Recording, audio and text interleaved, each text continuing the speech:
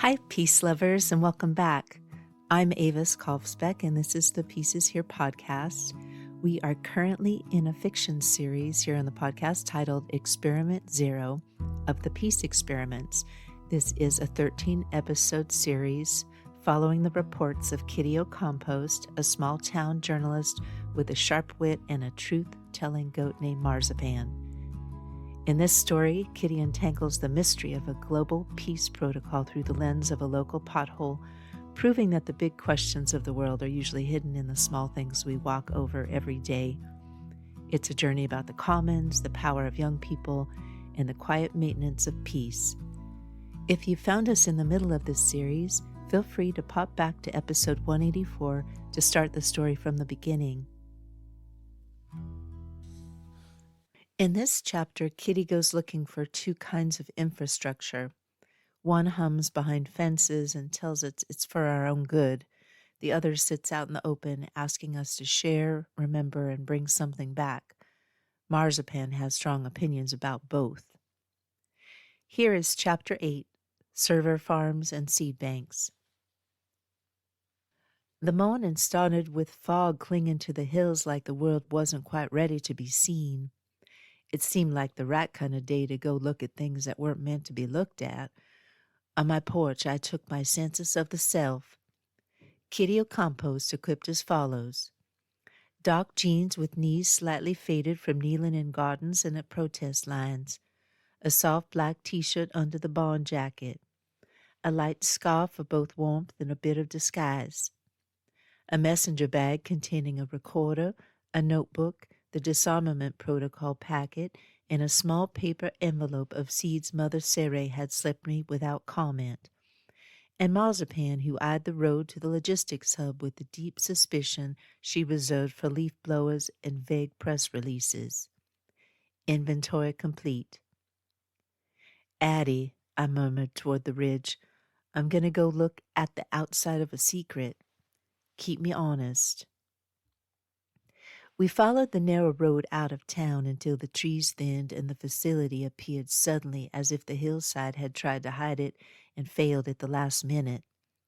Up close, the logistics hub looked even more unlike logistics. There were no loading bays and no cheerful delivery vans. Instead, there was a wide gravel perimeter, a double fence topped with coils of perfunctory-looking razor wire, and tall metal posts with cameras that pretended to be birds. The building was a study in aggressive neutrality. It was finished in a shade of beige, so determined to be unremarkable that it stood out like a redacted sentence against the sky. It hummed, always that hum, low and steady like a refrigerator that had been given dominion over too much. Two security guards stood near the gate with uniforms crisp and eyes scanning for trouble in a town that mostly produced lost dogs and overdue library books. Marzipan stopped dead, legs locked and head low. She scraped one tight, angry circle into the gravel. Scratch, fact check, extremely not commons. Not going in, I told her, just looking. I raised my camera, taking wide shots of the fence, the warning signs, and the tiny discreet box that probably contained a sensor for nothing in particular. A tinted windowed stainless steel pickup rolled past me, all straight edges and confidence, the kind of vehicle that looked less driven than deployed. One of the guards stepped forward. "Ma'am," he called, "you can't take photos of the security structures." "I'm documenting the fog," I said, "local interest." He sighed. "You're Miss O'Compost." It wasn't a question. "I am," I agreed, "reporter, taxpayer, goat enthusiast. I have layers." "This is a secured facility," he recited. "Images of the perimeter may contribute to misinterpretation by non-aligned observers." There it was again, non-aligned observers, the anti-common's favorite term for people with their own thoughts. "I'm very aligned," I said, "just not with everything." Behind him, a small sign I hadn't noticed before read, "Resilience Node 14, Authorized Access Only." Resilience Node. Somewhere in the disarmament protocol, that phrase had sat next to autonomous dismantling layer, like two colleagues who never spoke. I asked if he knew what was inside. The guard hesitated just long enough to tell me he'd wondered the same thing. Data, he said finally. Emergency coordination, that kind of thing. And the kill cloud? I asked. He flinched almost imperceptibly. I'm not authorized to discuss that term. Marzipan snorted so loudly it became a third party to the conversation. Look, he said, lowering his voice, we're just doing our jobs. The rest is above our pay grade. That was always where the anti-commons kept the truth. Several pay grades up, floating somewhere between budget lines and acronyms. I slid my notebook from the bag.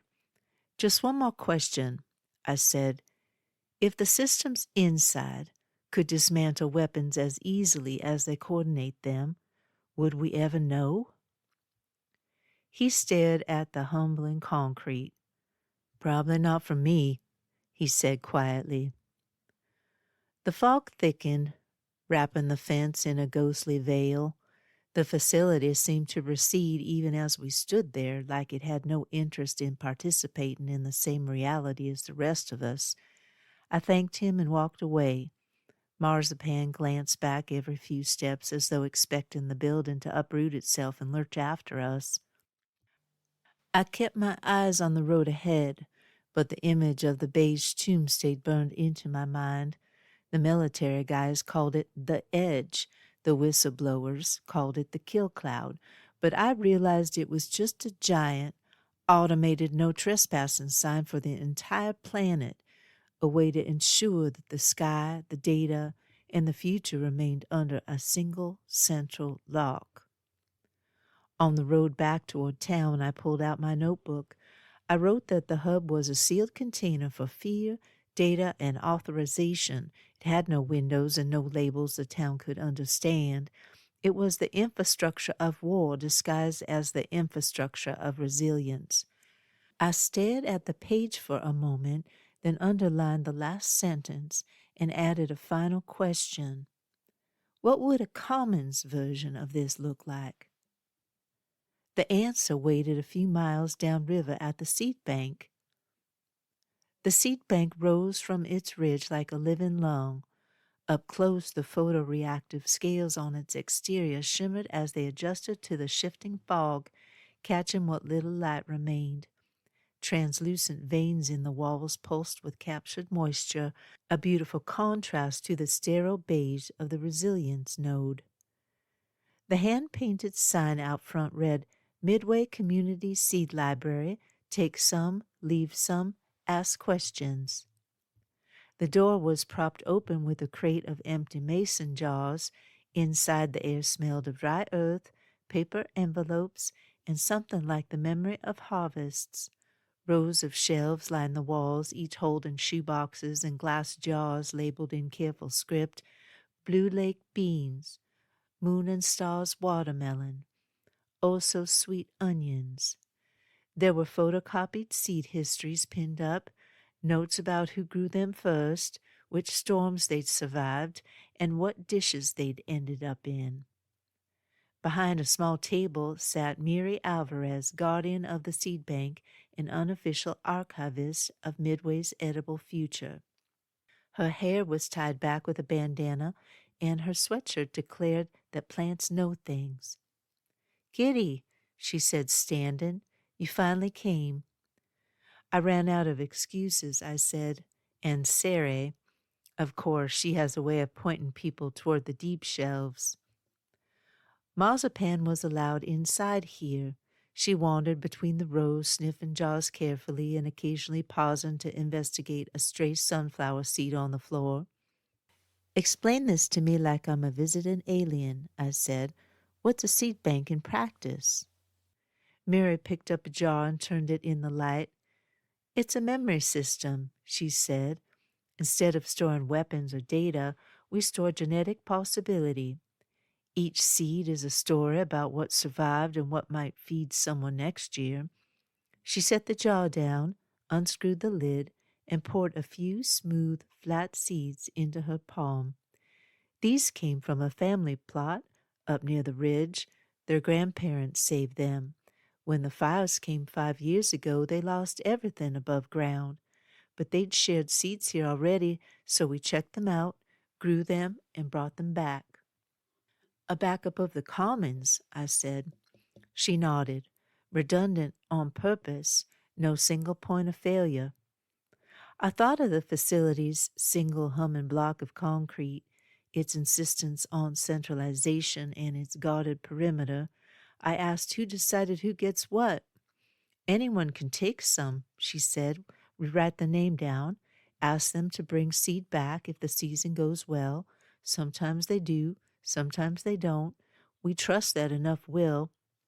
And if someone wanted to take all of one kind, I said. She shrugged. They could try, but we've copied most lines out to other places too. Sister seed banks, farmers, and backyard gardeners. You can't hoard what's been scattered. I wrote in my notebook that the seed bank was decentralized, duplicated, and shared. It was infrastructure of life designed to resist hoarding. What you call this system? I asked. The commons, she said simply, in miniature. In the far corner, a volunteer was carefully pouring tiny lettuce seeds into envelopes. Each envelope was labeled with a variety name and a note about flavor. I asked why they filed everything in such detail. Mary smiled. So people remember where things came from, so they understand they didn't start with a blank planet. I thought of the internet, built by many and fenced by few.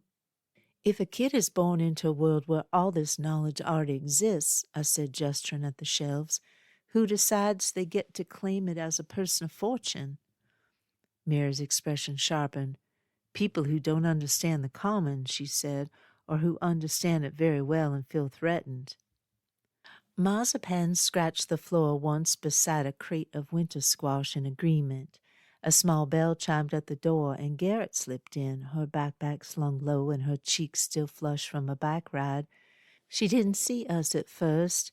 She headed straight to a shelf of beans like she had been there before. Afternoon, Garrett, Mary called. Garrett looked up, surprised to see me, then gave a small nod and went about selecting a packet labeled Test Plot, Classroom Mix. I didn't interrupt. This wasn't my experiment, not yet. Instead, I asked Mary what the failure mode was here. Failure? She echoed. If something goes wrong, I said, what happens then? She thought for a moment. Worst case, we lose a season. A crop fails. We get less food, less diversity. We try again. And at the hub? Mary followed my gaze. She went stiff for a beat, the lightness of the seed talk evaporating. I don't get asked much about anything but seeds, she said softly. But I see the trucks. I hear the hum when the wind is right. She looked past me toward the curve of the hill hiding the facility. Worst case there, she said, her voice dropping. We don't get to try again. That place is a single point of failure for the whole world.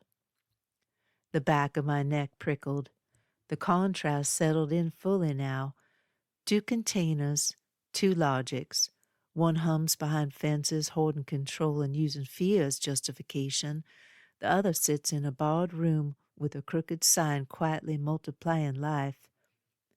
I took a final slow look around the seed bank, the jars, the envelopes, the careful handwriting, and the goldfish circling its small predictable universe on the counter.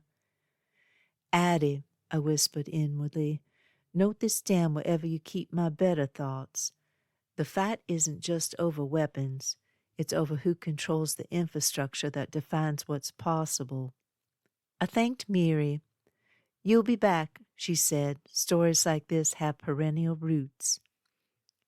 Outside, the air smelled of dust and distant river.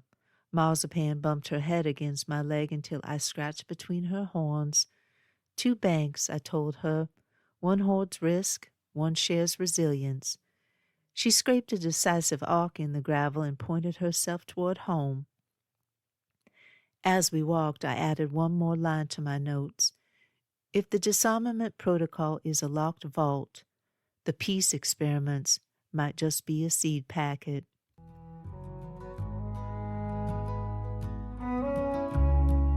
You've been listening to Experiment Zero of the Peace Experiments.